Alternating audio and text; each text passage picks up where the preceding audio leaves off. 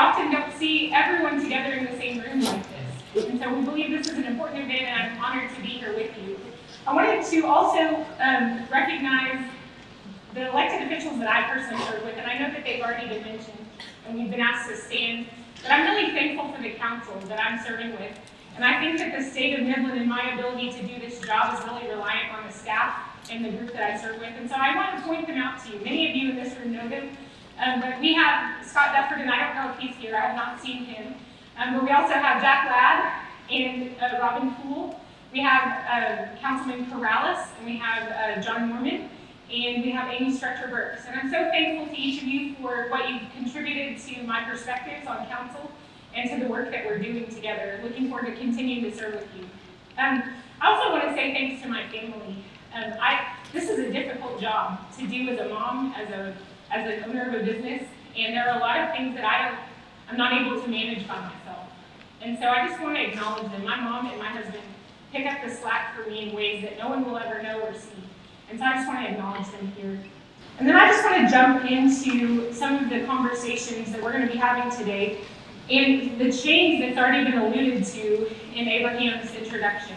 We're watching a transition in Midland, Texas today. We have had changes already, or we're about to have changes in all of our taxing entities.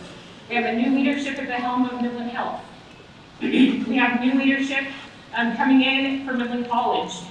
Dr. Thomas has served us well for so long, and we're thankful for him, but we have new leadership coming down the pipe for that entity. We see changeover on our county commissioners' court and new folks that are serving there. We see changeover on MISD and a new superintendent who's come to lead our school system, and we're thankful to have her here. And we certainly see a changeover of our city council as well. But that is being mirrored in our corporate world. We are watching our community have the great crew change, which I've referenced, and we've seen articles written about that. There's a group that's exiting leadership and a new group that's stepping in. And so we find ourselves at an inflection point as a community because of that. And it's not just happening in Midland. We know that that's happening around Texas and the United States. There's a lot of transition taking place, but it does seem a bit more concentrated and specific here. And so we're going to talk about some of those benefits, but also the challenges that that's brought us to. I want to take a picture or show you a little snapshot of the growth of Midland. And the first number is a 10-year number. We have grown Permian production regionally by 366% in the last 10 years. And that's been including some of the most significant downturns that we've faced. And while this is not an industry presentation, we cannot separate the oil and gas business from Midland, Texas, right? We know that this is part of what we experience as a community. We also see that Midland's employment growth, this is just a one-year number. Since 2022, we've grown 11.4%. And our wage growth in the 1 year has been 13.9%.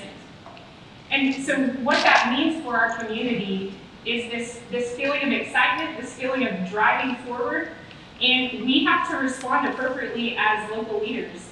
And this room is filled with local leaders who have a seat at the table in your own sphere of influence in Midland, and we need to work together. And so I want to focus a lot of my conversation today on the concept of collaboration. If we are to work well and move Midland forward, we have to do that together. We can't work in silos. We can't work in competition. We have to work in collaboration together. And we're seeing that begin to happen. I just want to lay the framework for my perspective, and we've talked about this extensively, but I believe Midland supports the fact that we want a small government to take care of the essentials, but we want to free the corporate world and our local economy to move itself forward. And I believe that if city government is doing its job well, we are facilitating growth and we are facilitating health in our economy, but we're not driving it and we're not restricting it. And I believe that we have a city council who wants to take away restrictions that may be hampering growth or causing problems for us. And we want to facilitate, we want to resource, we want to be what is needed to undergird a strong and healthy economy as a community. And those things are taking place. We also see that even with the downturns and everything that we're facing, we have the opportunity to make changes there, but we're not in a downturn right now. We see things moving forward and expanding.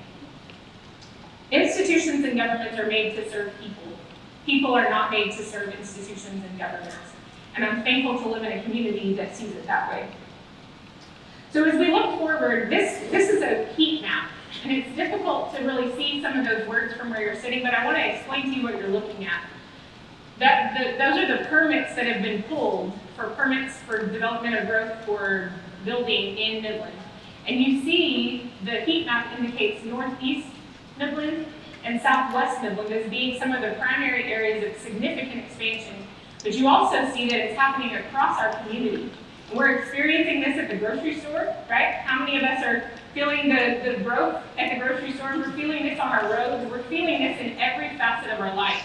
Growth is taking place in Midland. We also know that we have to plan ahead for where growth is headed. And sometimes in the history of Midland, we've done that well, and sometimes we have not done that well. But I'm thankful for the foresight of our city management team, for Jose Ortiz, for previous councils who've had a vision for where the community is going, and they've made plans for that. And one of the primary places that we're collaborating right now is with the county on some future growth expansion on Occidental Parkway and Harris Road. You may not be aware of this, but that is the 10th project that I'm aware of in the last few years that the city of Midland and the county have cooperated together to build roads and expand into new areas. That's the kind of visionary leadership that we need to move Midland forward. That's the kind of collaboration that this will take to get it done well. And I have to tell you, I'm a former geography teacher, and so I like maps. So I apologize. I was showing this to a friend of mine, and she was like, it's too many maps. Well, we're going to go with it. So I want you to see that where we stand with the road bond. The 2017 road bond was a huge win for our community, and it was sold by, and that maybe is the wrong term, it was promoted and supported by and planned for by a city council that had a vision for what Midland needed for the future. And so we're thankful to that council, to Jerry Morales and his work as mayor for that road bond in 2017. We issued the first $75 million of a $100 million road bond over a period of years. So a tranche in 2018, a tranche in 2019, and a tranche in 2020. And now we're about to issue this summer the fourth and final tranche of $25 million for this road bond. It's moving forward. I want to let you know that if you're frustrated with the intersection of Garfield and golf course, that your council member is Jack Lapp. And I'll be happy to provide his phone number to you later.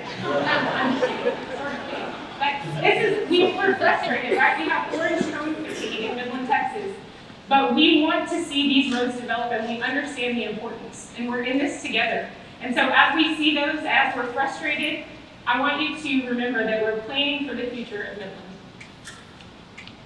And this one I'm going to move quickly through, but this is TxDOT projects that are either ongoing or coming up.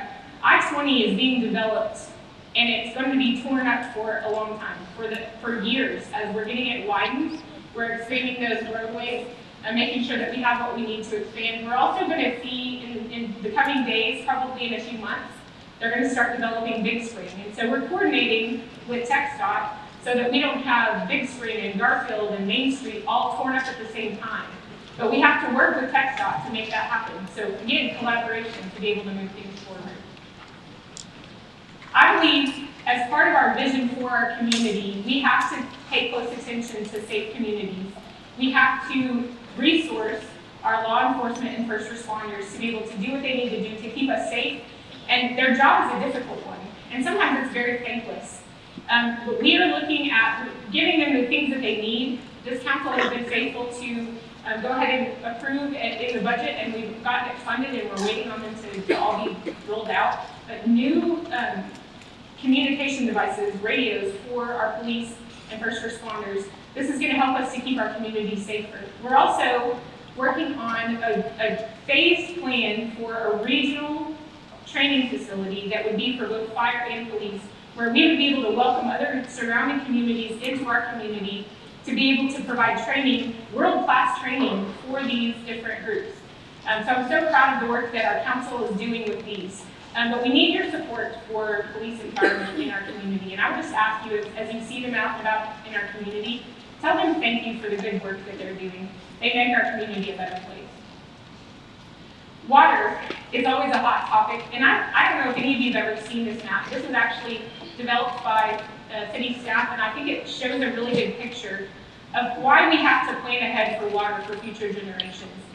70% of our water is coming from Thomas, Spence, and Ivy, which are lakes in Midland, Texas, not in Midland, Texas. They're far away from us. And what do we know about lakes, reservoirs in Texas? They're not dependable. When we have drought, those lakes struggle. And so we're currently getting 30% of our water from T-Bar and Clearwater. And right now, we have enough water. We are not in a bind. I'm not telling you this to scare you, but I want you to look soberly at the fact that 70% of our water comes from a surface water solution, and 30% of it comes from an underground solution. He who has the water in Texas makes the rules. And we need to make sure that we are planning ahead for future generations of Midlanders so that they can raise their families here in the future. And we've done that through Port Stockton Holdings. And you'll be seeing more information coming out about that in the future. So I'm very excited about the position that we are in for water and for the vision of councils from the 50s and 60s who purchased water that we're now drinking, and for the vision of this council to purchase water that our children will someday rely on. This is one of the most important things that I want to talk about today. I believe that this is the perfect picture of how young our community is. And if you look at that, more than 60% of the community of Midland is under 40 years old. That's a staggering number, and I don't think that that's how most of us typically think of our community. But it is the reality, and if you're a school teacher in our community, if you're dealing with kids, you know how huge their population is. In fact, the largest largest demographic in our community is ages 0 to 4. We are at an inflection point with our children in this community. And I'm excited to be at the helm in this season, but I'm also I'm concerned that we have to pay attention to the growth that is taking place, the kids that we're raising, and the plans that we're making for them educationally, for their success in literacy, for their success in workforce training in our community. Are we laying the groundwork to be able to provide for them well? And I would submit to you that we are, but we need to continue to expand those things. And I'm proud to have been able to be a part of conversations with Midland College, with UTPB, and with MISD, and several of the charter schools and magnet schools. We are making plans for increased workforce training for airframe mechanics and welders and HVAC, but it's going to take a partnership of all of these educators to be able to accomplish that and to provide what Midland needs. We need workforce development with all of these different groups. Another thing that has come to my attention over the last several months, and most of this is because I have 3 kids that are in Midland schools. So I have one at Midland Classical, I have one at SJ, and I have one at Bowie Elementary. And I'm thankful for the education that my kids are receiving, and I'm thankful for their teachers and administrators. But I also know that it's a difficult time to be an educator in Midland. It's a difficult time to work with kids in our community. And I've really spent some time over the last month or so digging in deep to where some of those concerns lay. And we are concerned about literacy. We are concerned about workforce training. And those are not the primary responsibility of the mayor, but I care about them as a mother, as a former teacher, and as a person who's looking for the future workforce of this community to be successful. I believe one of the foundational things that we need in this community is discipline in our schools and in our community. And we need to come together as leaders in this community to make a plan for how we're going to manage that better. And this is not, I want you to hear me say this, these are our children. And until we see Midland kids as our kids, these problems will continue. But I believe we stand at a precipice where we get to choose, are we going to see these kids as our kids? Are we going to step forward and address the needs that they have out in the community, in our schools? And are we going to provide for them to see the resources that we have in this community? We have what it takes to give kids in Midland a hope and a future. But we have to discipline ourselves to speak into those areas and provide them a way forward.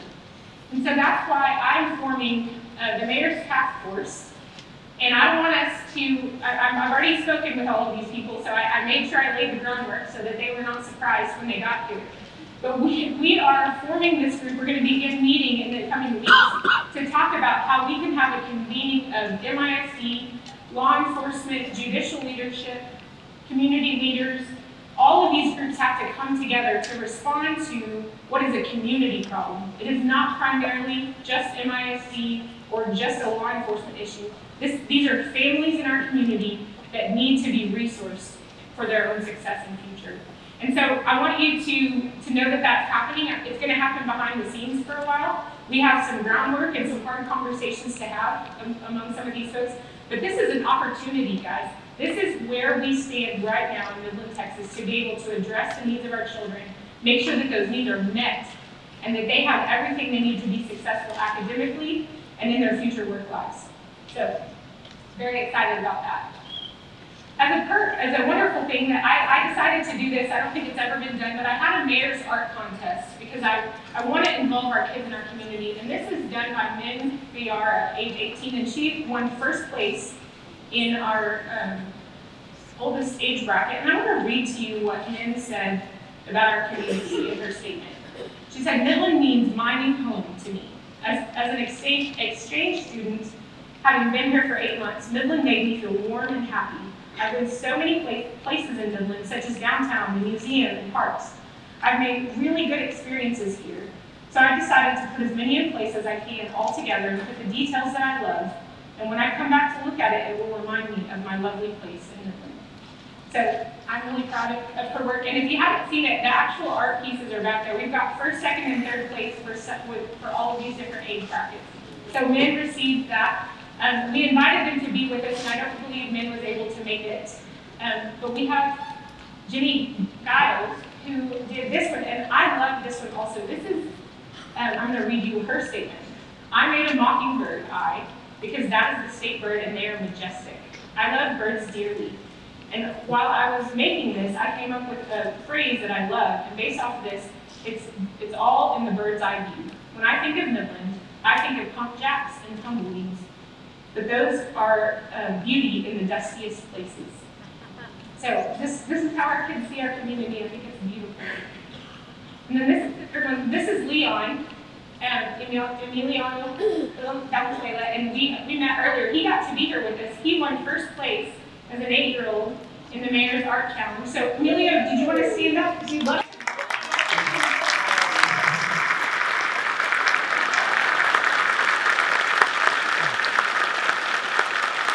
We're excited about this community and the opportunities for youth in our future and for what kids are up to. And I'm going to go quickly here because I want to get to the Q&A portion. And I also want you to remember, write your questions down. We are going to take those, and I'm trusting Wes Perry with my life, as he's going to get to be the one that curates the questions. So go easy on it a little bit. Some further collaboration that's taking place. This has actually not been spoken about publicly in any of the places that I've been in. Maybe you've heard about it, maybe you have not. This has been a long effort in conjunction with some of the leaders of our community. And I specifically want to thank Tom Craddock and Bruce Landgraf, Speaker Craddock and Congressman Landgraf, for the work that they've done collaboratively to bring something that our community desperately needs in a behavioral health science center to our region. So this is in partnership between Midland Memorial Hospital, Midland Health, Medical Center Hospital, the Permian Strategic Partnership, the Scarborough Foundation, UT and Texas Tech and UTPB, and so many community volunteers.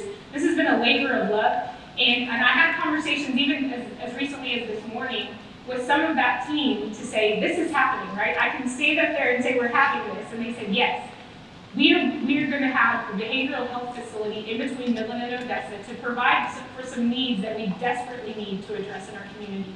And so be looking for that. But this goes back to some of those workforce training issues. We're going to need to provide the workforce to staff this. And so there's going to be participation among all of these universities and colleges to get people ready to staff this facility so that it meets the needs of our community.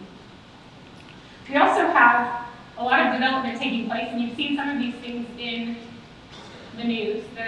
The Bass Pro Shop is definitely exciting. I want to point out, I don't know if you noticed it, but there's an oil derrick planned in the front facade of the way that building is. So I think that's exciting. They've taken their typical look and they've melded it into our West Texas landscape. Very exciting. We also have the opportunity to have continued recruitment for our spaceports. which is beginning to really succeed and thrive. We've had excellent advances with AST in their launch of a satellite that was actually manufactured here in Midland. And they have a huge facility out at the Air and Spaceport, and we're thankful for their successful launch. We also have Firehawk that has now come to Midland, and they're launching also for Midland. So we're seeing that something that was a vision of councils from years ago, and they're coming to fruition because of the faithful, plodding work. None of these things happen overnight, but they happen in collaboration and participation together. The other thing that MDC has been doing so successfully, and this predates me, this was happening with previous councils and mayors, to go ahead and leverage our local tax dollars, sales tax dollars, to do design and planning for road work that we need done, but we don't want to foot the bill for the whole thing for a TxDOT project.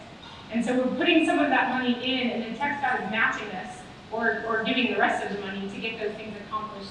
So 4 of those projects have been happening successfully. We have several more in the works. This is a mechanism that truly is providing for economic development in our community because we're opening up corridors for development that otherwise would not be accessible.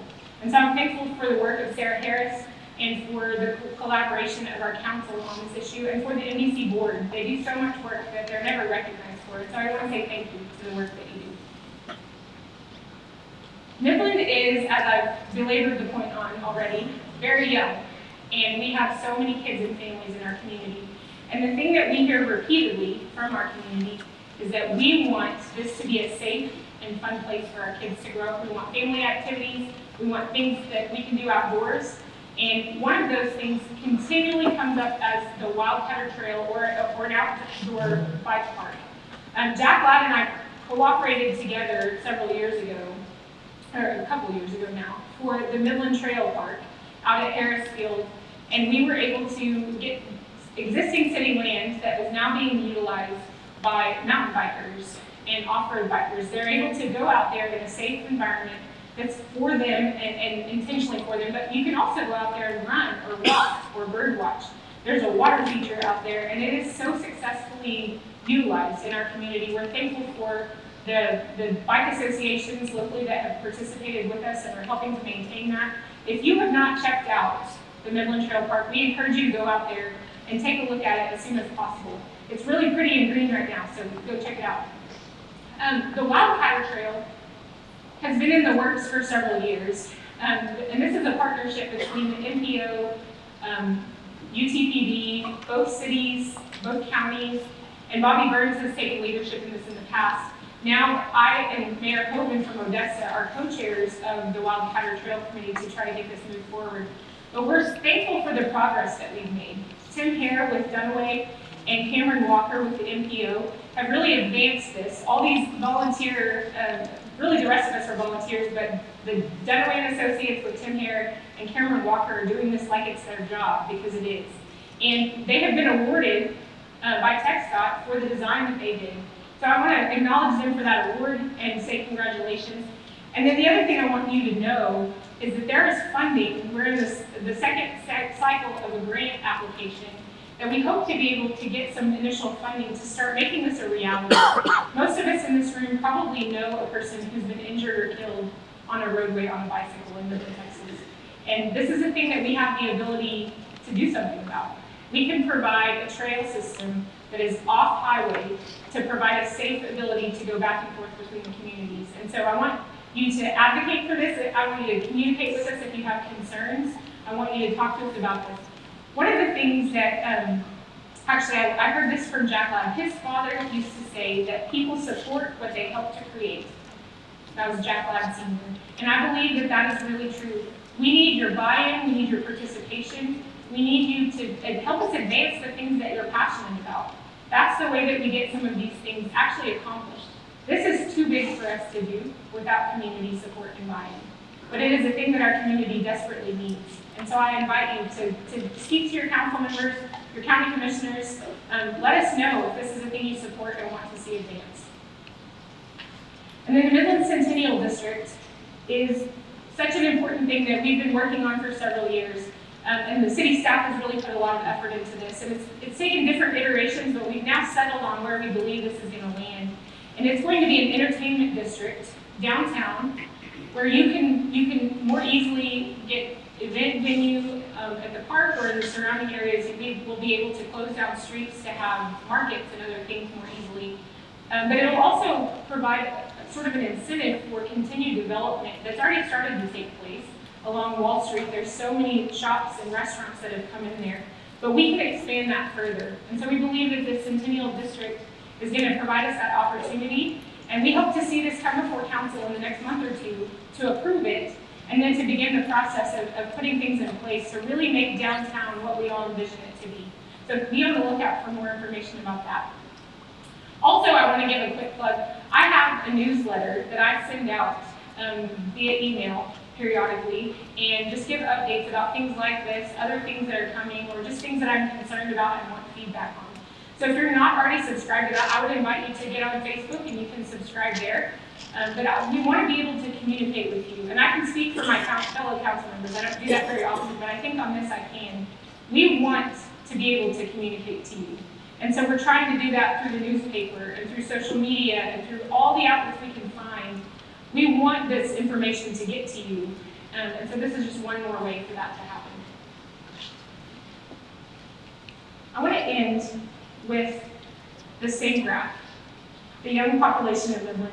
And I think that it would be easy for us to focus so much on the young population that we begin to forget about how we got here and the leaders that have brought us to this place. And I don't want that to be the case. I believe that we will make our best decisions if we make those decisions in conjunction with the wisdom and experience of people who've come before us. And so as we sit here in a community with so much transition, so much young leadership, I want you to hear me say we want you to continue to stay at the table. If you've been at the table for a long time, you have wisdom and experience that we don't have, and we need that.